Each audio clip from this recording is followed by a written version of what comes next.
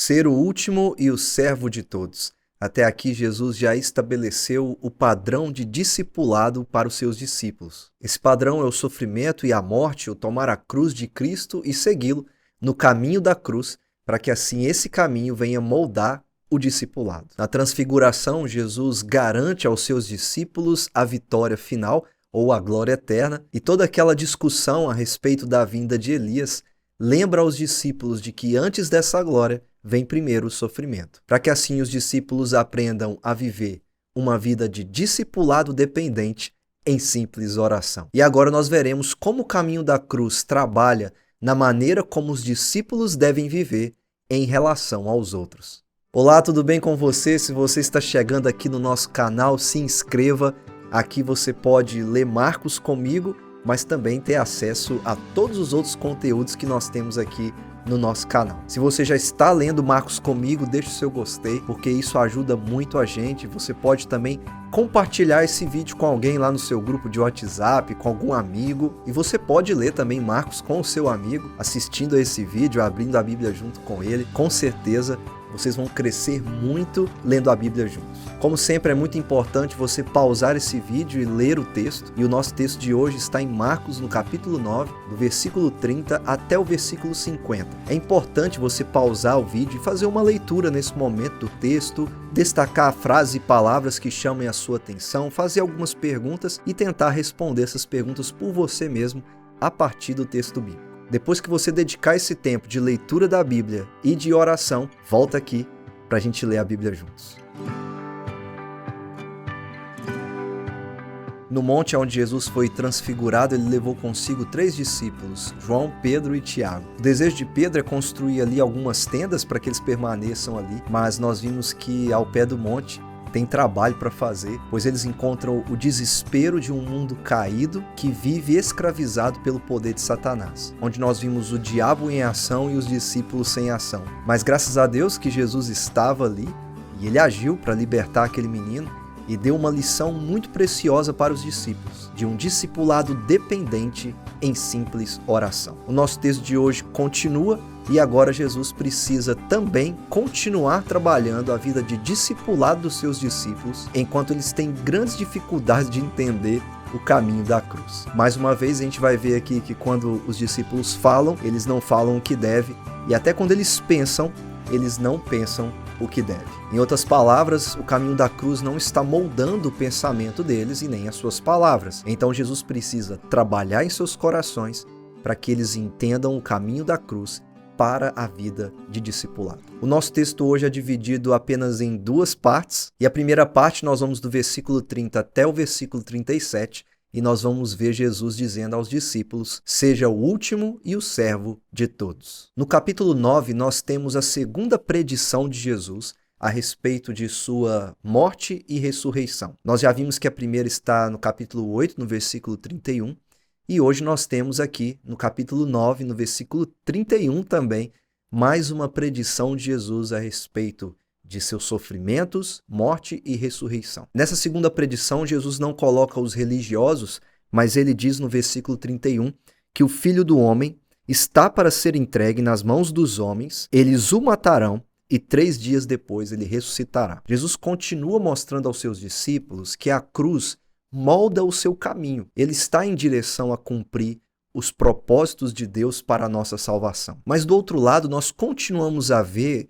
discípulos que têm muita dificuldade para entender esse caminho da cruz que molda a vida de Jesus e que deve moldar a vida deles também. Pois se de um lado Jesus está firme em seus propósitos, do outro nós temos os discípulos fazendo jogos de hierarquia e jogos de poder, quando eles estão conversando entre eles sobre quem é o maior no reino de Deus. É impressionante como os discípulos têm dificuldade de entender. Eles acabaram de ver a impotência deles quando o pai trouxe aquele menino possesso e o pai diz a Jesus que os seus discípulos não puderam fazer nada. Jesus os chama de geração incrédula, a quem ele precisa suportar, e aqui estão eles mais uma vez discutindo o que não deve ser discutido e pensando o que eles não deveriam pensar, que é essa disputa de hierarquia e poder dentro do reino de Deus. Eles não chegam a falar diretamente para Jesus, porque o texto fala que eles estavam discutindo essa ideia de quem é o maior entre eles, e eles fizeram isso longe de Jesus, mas o texto mostra a onisciência de Jesus, quando ele, percebendo o que eles estão fazendo, faz uma pergunta para os discípulos. E essa pergunta está no versículo 33, quando Jesus diz para eles assim: o que vocês estavam discutindo no caminho? Veja que eles estão conversando entre eles, mas Jesus é onisciente e ele consegue perceber que algo está errado com a mentalidade e com as palavras e os desejos também dos seus discípulos. Então, a partir dessa pergunta, nós percebemos logo em seguida que eles estavam discutindo sobre quem era o maior. E aí Jesus, no versículo 35, dá a lição para eles, quando ele diz: se alguém quiser ser o primeiro, será o último e servo de todos. Jesus dá um seminário para os seus discípulos. Parece que esses homens não estão entendendo o que está acontecendo. Jesus fala da cruz no versículo 31, mais uma vez predizendo a sua morte e a sua ressurreição, mostrando que o caminho da cruz molda a vida de Jesus. E logo em seguida os discípulos estão discutindo sobre quem é o maior. Enquanto Jesus está pronto a servi-los com a sua própria vida, os discípulos estão disputando quem vai servi-los. Isso é interessante porque o assunto do serviço, de ser o último e ser o servo de todos, vai ser predominante até quase o final do capítulo 10, quando Jesus repete esse ensino no versículo 31 do capítulo 10 de Marcos. Jesus quer ensinar a eles que a verdadeira grandeza, o ser de fato o maior entre todos eles, é ser o último e servo de todos. Porque lá no capítulo 10, quando nós chegarmos lá, Jesus vai mostrar que ele mesmo não veio para ser servido, mas veio para servir com a sua própria vida. Jesus então dá esse seminário aos seus discípulos para consertar os seus desejos, a sua mentalidade tão mundana, tão pequena, querendo fazer esses jogos de poder, esses jogos de hierarquia,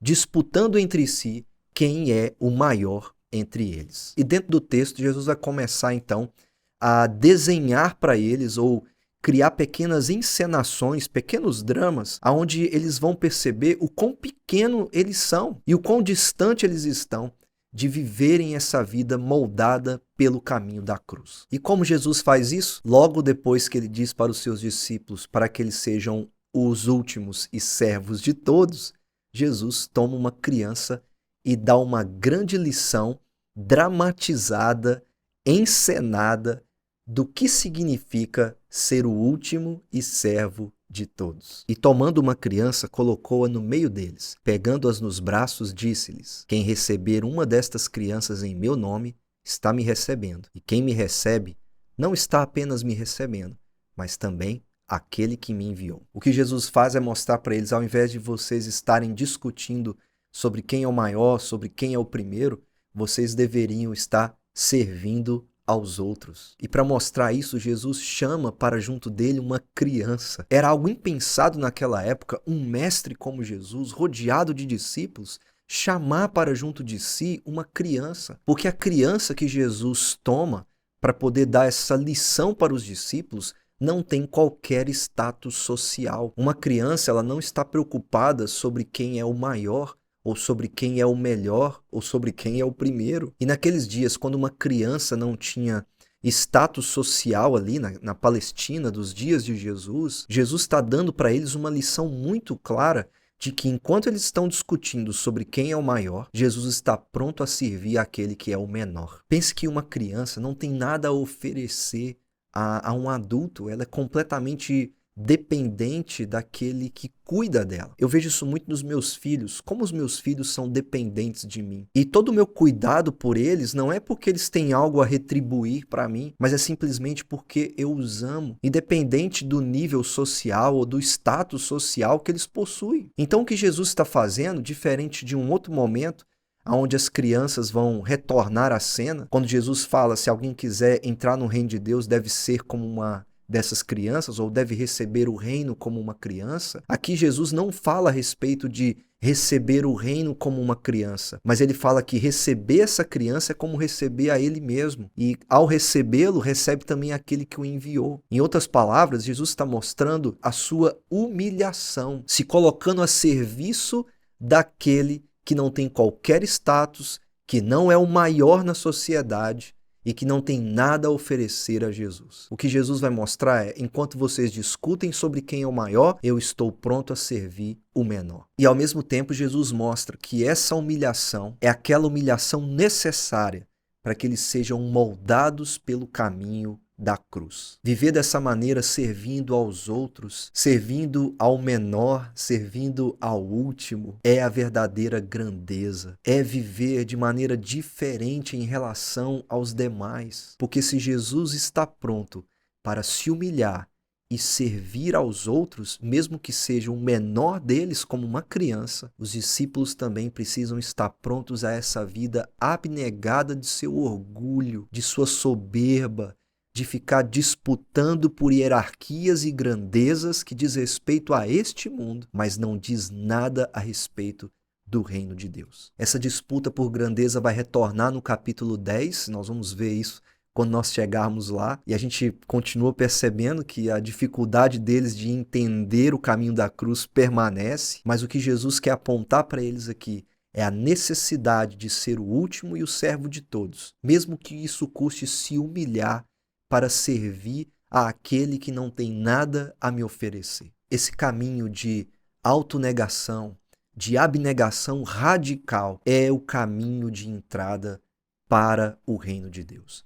Não é a grandeza, não é ser o maior, não é ser o melhor, mas é ser o último e o servo de todos. E aí nós chegamos no versículo 38 até o versículo 50, onde Jesus vai ensinar os seus discípulos que se eles precisam ser o último e ser o servo de todos, então estejam em paz uns com os outros. O versículo 50 nos dá uma ideia de que esse parece ser, sim, o grande tema dessa parte final do capítulo 9, quando nós lemos exatamente essa frase de Jesus para os seus discípulos, quando ele diz: vivam em paz uns com os outros. Parece sim que esse é o grande objetivo de Jesus, fazer com que os seus discípulos vivam de uma maneira diferente em relação aos outros que estão ao seu redor. Não em disputas sobre quem é o maior ou sobre quem tem mais grandeza em relação aos demais, mas é uma vida de serviço e de paz em relação aos outros. E mais uma vez nós temos o ensino de Jesus por meio de uma encenação, de uma dramatização que acontece por causa de uma atitude de um dos seus discípulos. Esse discípulo no versículo 38 é João, e olha o que ele diz: Mestre, nós vimos um homem expulsando demônios em teu nome e procuramos impedi-lo. E logo em seguida, João dá a motivação do porquê ele fez isso. E a frase dele é assim: porque ele não era um dos nossos. Olha só a presunção de João. Olha só o orgulho de João. E olha que eu sempre achei João o discípulo talvez mais tranquilo de todos. Mas aqui, até mesmo aquele discípulo que eu pensava que talvez seria o maior e o melhor de todos, se mostra realmente distante do caminho da cruz. Quando ele, sem qualquer permissão prévia de Jesus, ou sem qualquer conversa que ele tenha tido com Jesus antes, impede um homem que está fazendo o que eles mesmos não estavam conseguindo fazer. Lembra que na nossa última leitura nós falamos como os discípulos são impotentes em expulsar o demônio daquele menino e o desespero daquele pai de ter encontrado os discípulos de Jesus sem poder. E Jesus mesmo chama eles de incrédulos e de geração que ele precisa suportar. E aqui está um homem anônimo, alguém que está expelindo demônios que os discípulos não conseguem, sendo impedido por João de fazê-lo. E a única frase que ele tem para dizer é: porque ele não era um dos nossos, ele não era do nosso grupo, ele não tem qualquer afinidade conosco, ele não anda conosco. É como se João pensasse assim: ele não tem o direito de fazer isso se ele sequer caminha junto conosco e recebe o mesmo ensino que nós recebemos, de maneira tão pessoal e próxima como Jesus estava dando aos seus discípulos. Mas é engraçado, né? Porque se você pensar, esses discípulos estão recebendo de maneira tão pessoal o ensino de Jesus e não entendem, e esse que se tornou um discípulo de Jesus por talvez ter sido curado por Jesus, ou por ter recebido o ensino de Jesus no meio da multidão, não anda com Jesus, mas é mais discípulo do que aqueles que estão andando com Jesus. Teve alguns momentos que Jesus curou alguns homens e falou: olha, vá e não diga nada ao meu respeito. Mas a gente sabe que essas pessoas disseram muitas coisas a respeito de Jesus, porque a fama dele só cresce. Então nós temos aqui um anônimo que faz a obra de Jesus E só porque ele não faz parte dos 12, ele é impedido por João em uma atitude orgulhosa e presunçosa de achar que só porque esse homem não faz parte dos 12 discípulos, ele não é tão grande e tão digno como os 12 discípulos. Você percebe a seriedade disso? Dessa presunção orgulhosa de só porque alguém não faz parte do nosso grupo, nós temos a atitude de expulsá-lo ao invés de recebê-lo? Você consegue perceber aonde Jesus quer chegar? Do que significa viver em paz uns com os outros? Se eles não conseguem viver em paz entre si mesmos, discutindo sobre quem é o maior, como eles conseguirão viver em paz com aqueles que estão fora do seu grupo? Pare para pensar nisso um pouco.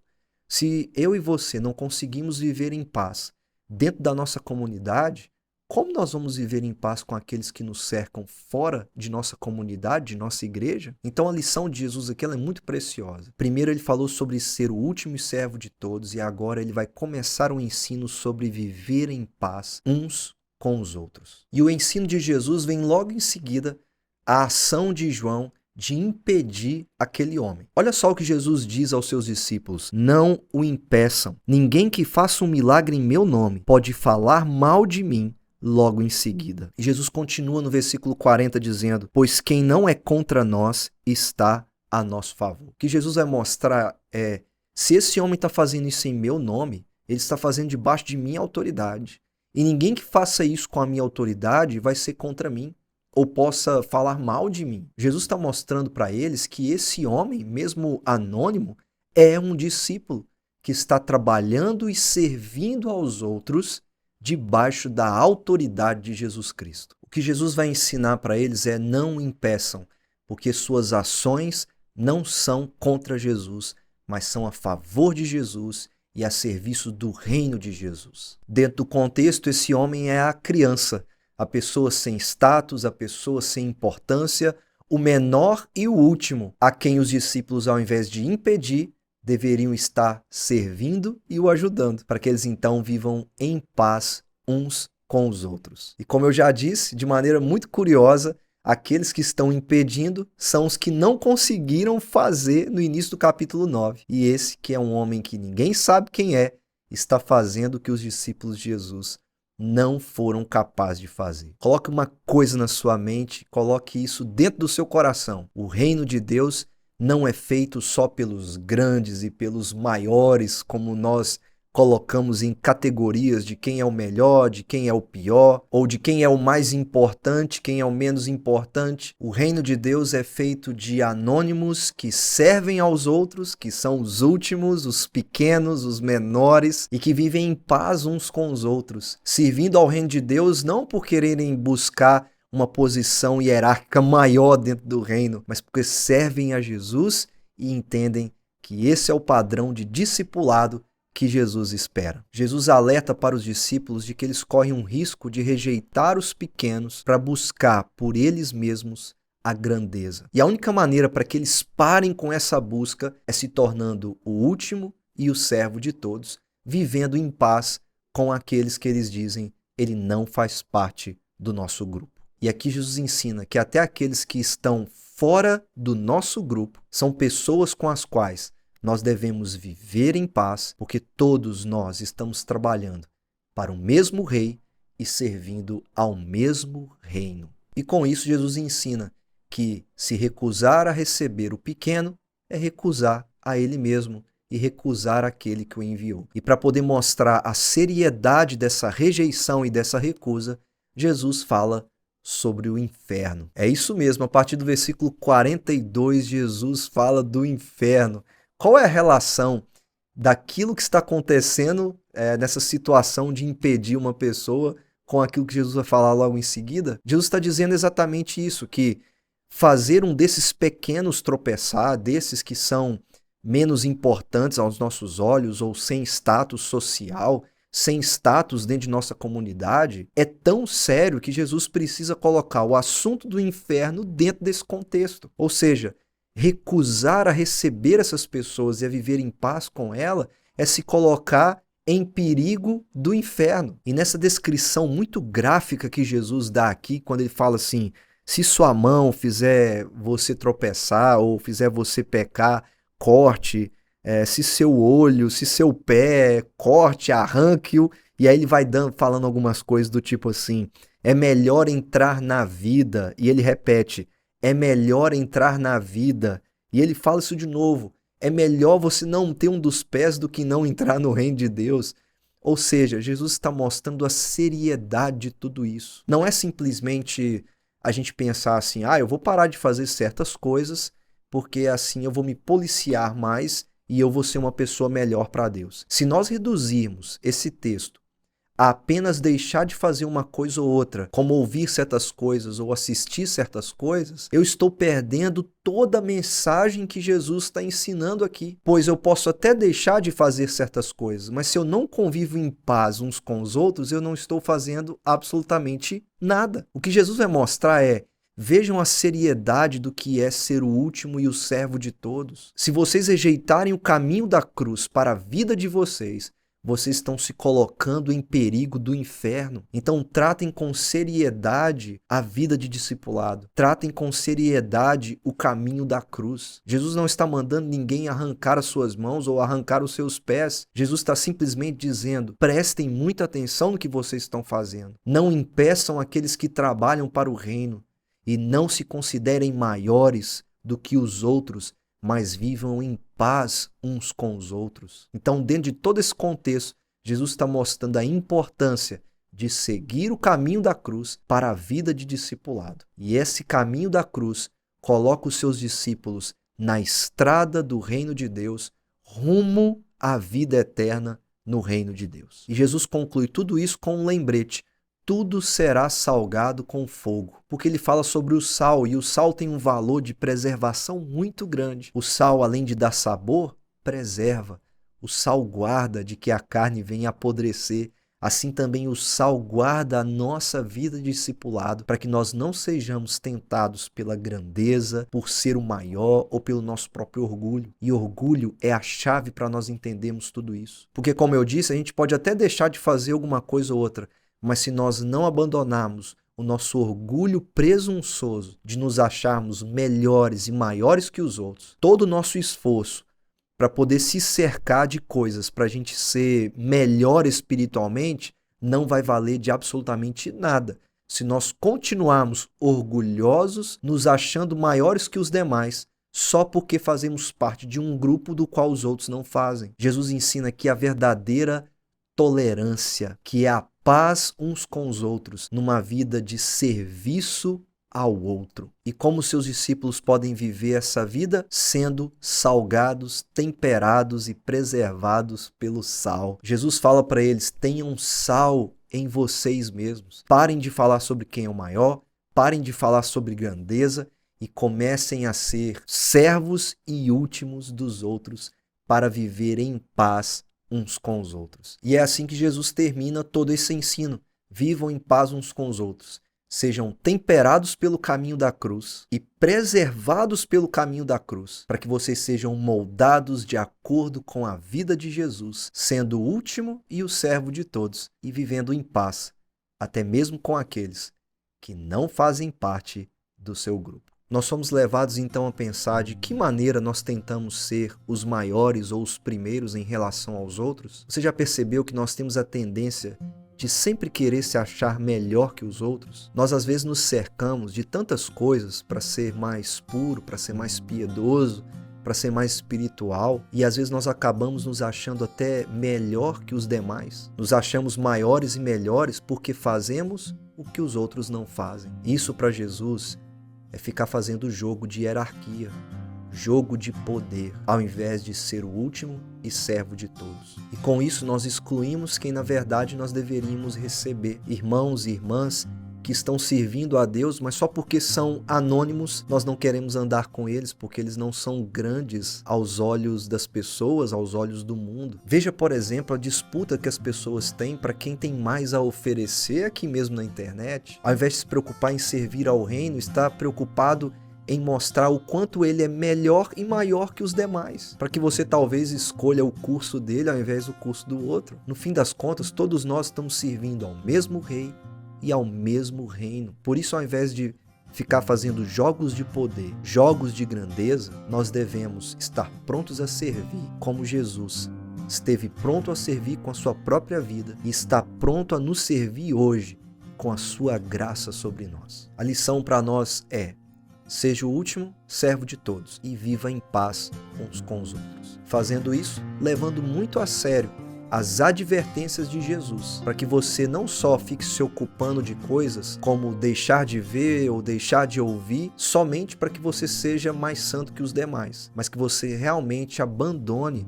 o seu orgulho presunçoso de achar que só porque você faz algumas coisas que os outros não fazem, você é melhor ou maior que os outros. Mas que você entenda que a essência de tudo é uma autonegação, uma abnegação radical de sua presunção e de seu orgulho, para que você se entregue ao serviço no reino de Deus, sendo o último e recebendo aqueles que não têm status algum, mas que estão servindo a Jesus e são muito úteis na obra de Jesus.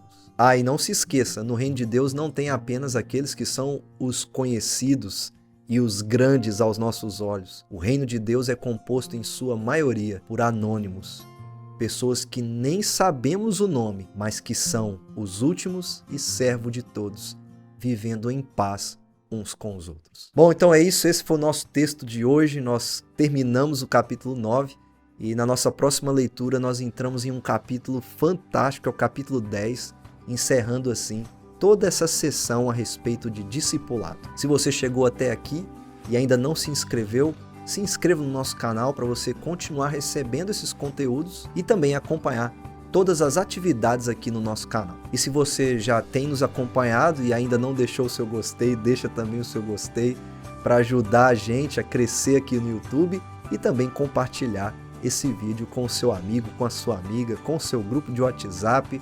O importante é você nos ajudar compartilhando esse vídeo. E no mais, é isso. Te espero na próxima leitura para nós lermos Marcos juntos. Deus te abençoe, até a próxima e um grande abraço.